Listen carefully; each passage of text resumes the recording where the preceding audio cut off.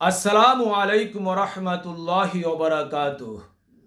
প্রিয় দর্শক ও শ্রোতা, আমাদের দেশে যারা কাজ করে না, কাজ করতে চায় না, অলস, তাদেরকে আঞ্চলিক ভাষায় বলে কামচোরা, বা কোনো কোনো অঞ্চলে তাদেরকে বাদাইম্মা বলে। ধর্মীয় কাজেও এক শ্রেণীর মানুষ আছে যারা ধর্মের কাজ করতে চায় না, নেক আমল বেশি করতে চায় না, অল্প অল্প আমল করতে চায়, আমলের ক্ষেত্রে অলসতা দেখায়, তাদেরকেও বলা হয় আমল চোরা তথা কামচোরা। এই কামচোরা বা আমল চোরা কারা? এরা হচ্ছে লা মাযহাবি তথা আহলে হাদিসের লোকেরা। এরা আমল করতে চায় না, এরা আমলের ক্ষেত্রে বড় অলস হয়ে পড়ে। আমল না করতে চাওয়ার কারণে এরা নানা ধরনের টাল বাহানা দিয়ে বলে এটা বেদাত, ওটা বেদাত, এটা দলিলে নাই। আসলে দলিলে আছে, কোরআন এবং হাদিসে আছে, দলিল রয়েছে, কিন্তু মিথ্যে কথা বলে তারা টাল বাহানা দিয়ে, মিথ্যে ফতোয়া দিয়ে নিজেরও আমল থেকে দূরে থাকতে চায়, সহজ সরল মনের মুসলমানদেরকেও আমল থেকে দূরে সরিয়ে রাখতে চায়। তারা পায়তারা করে। যেমন আব্দুর রাজ্জাক বিন ইউসুফ, এ হচ্ছে শয়তানের খালতো ভাই, তার একটা ছেলে আছে আব্দুল্লাহ বিন রাজ্জাক। এদের মতো লামাযহাবি আহলে হাদিসের আরো অনেক অনেক ভণ্ড পণ্ডিত রয়েছে। তারা শুধু আমল কমাতে চায়, আমল করতে চায় না। বলে শবে বরাত নাই, শবে বরাত বিদাত, মিলাদুন নবী নাই, বিদাত, ফরজ নামাজের আগে পরে সুন্নত নাই, বিদাত, এজন্য তারা সুন্নত নামাজ পড়ে না।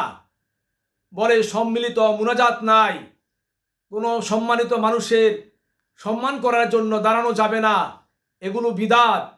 এত মিথ্যা কথা বলে, মিথ্যা কথা শুনে শয়তান কানে আঙ্গুল দিয়া দাঁড়ায় থাকে যে এই লামাযহাবি শয়তানের খালতো ভাইরা, আমাদের দোসররা তো আমাদেরকেও হার মানালো, এরা আমাদের থেকে বেশি কথা বলতে পারে। শুনুন এই ভণ্ড লামাযহাবি আব্দুর রাজ্জাক বিন ইউসুফ কি বলছে। ইফতারির পূর্বে সম্মিলিতভাবে হাত তুলে দোয়া করার কোনো প্রমাণ নেই, বরং এই উজ্জ্বল শরীয়তে এটি স্পষ্ট বেদাত।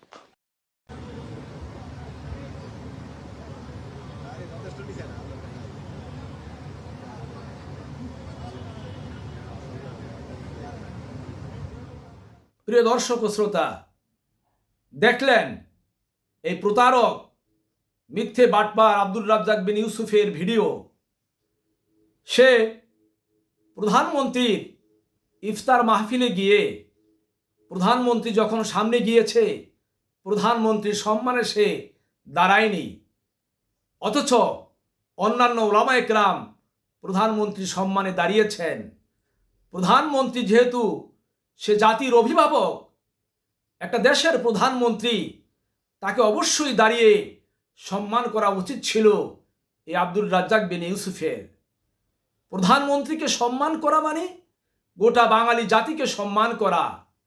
প্রধানমন্ত্রীকে সম্মান না করা মানে গোটা বাঙালি জাতিকে সম্মান না করা, বাঙালি জাতিকে অসম্মান করা। সে বলছে যে কারো সম্মানে দাঁড়ানো এটা নাকি বেদাত, নাউজুবিল্লাহ মিন যালিক।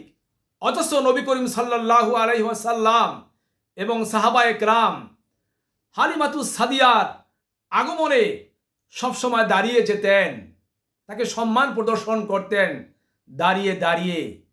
ওই বেয়াদব আব্দুর রাজ্জাক বিন ইউসুফকে আমরা জিজ্ঞাসা করতে চাই, এই বেয়াদব কি এই হাদিসটিও পড়েনি যে নবী করিম সাল্লাল্লাহু আলাইহি ওয়াসাল্লামের দুধ মাতা হালিমাতুস সাদিয়া, তিনি যখন নবীজির দরবারে আসতেন তখন নবীজি তার সম্মানে দাঁড়িয়ে যেতেন, সাহাবা একরাম দাঁড়িয়ে যেতেন।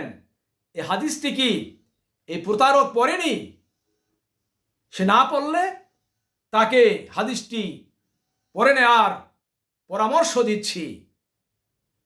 এবং সে ইফতারের সময় দোয়া করে না, বলে যে ইফতারের সময় সম্মিলিত দোয়া করা এটা নাকি বিদাত, এটা নাকি দলিল নাই। অথচ নবী করিম সাল্লাল্লাহু আলাইহি ওয়াসাল্লামের স্পষ্ট হাদিস, ইফতারের সময় হচ্ছে দোয়া কবুলের সময়। ইফতারের সময় দোয়া করলে আল্লাহ পাক দোয়া কবুল করে নেন।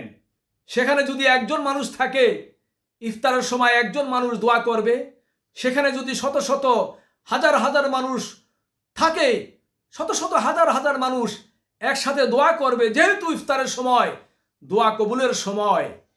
এই বাটপার মিথ্যেবাদী আব্দুর রাজ্জাক বিন ইউসুফ এইভাবে মিথ্যে কথা বলে মানুষদেরকে ঈমান থেকে দূরে রাখছে এবং মানুষদেরকে আমল থেকে দূরে সরিয়ে রাখার পায়তারা করতেছে।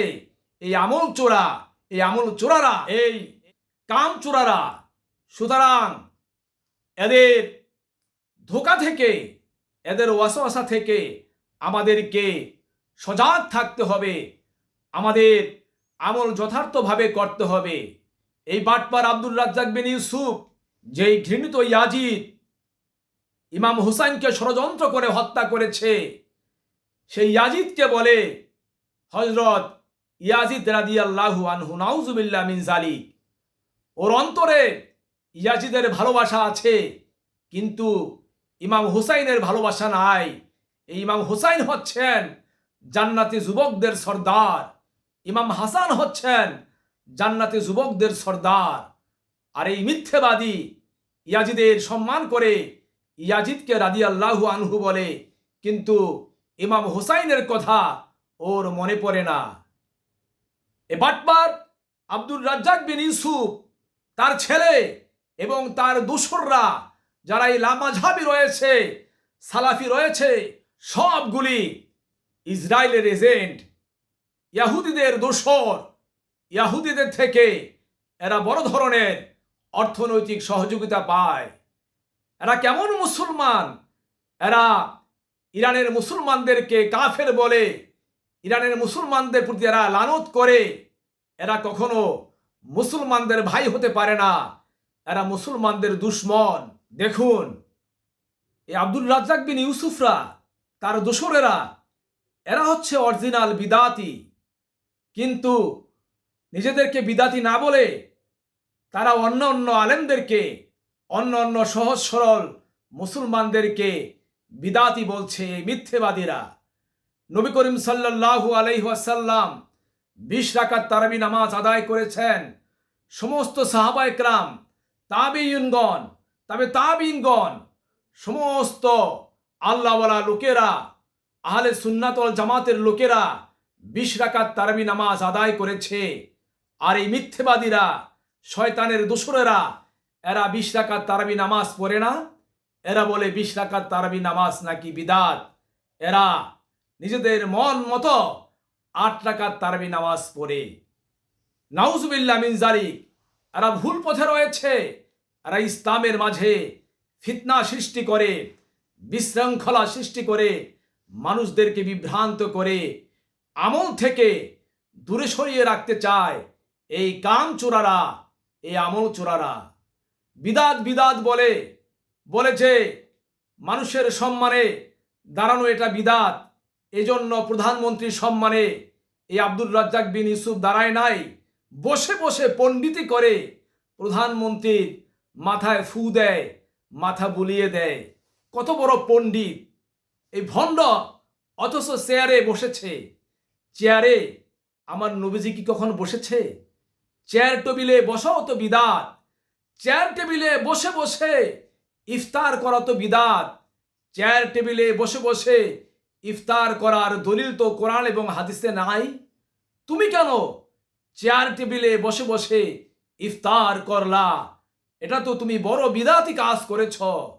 ও অন্যান্য সময় তুমি বিদাত বিদাত বলে গলাবাজি করো, কিন্তু নিজে যখন বিদাতি কাজ করো তখন আর তোমার গলায় আওয়াজ থাকে না।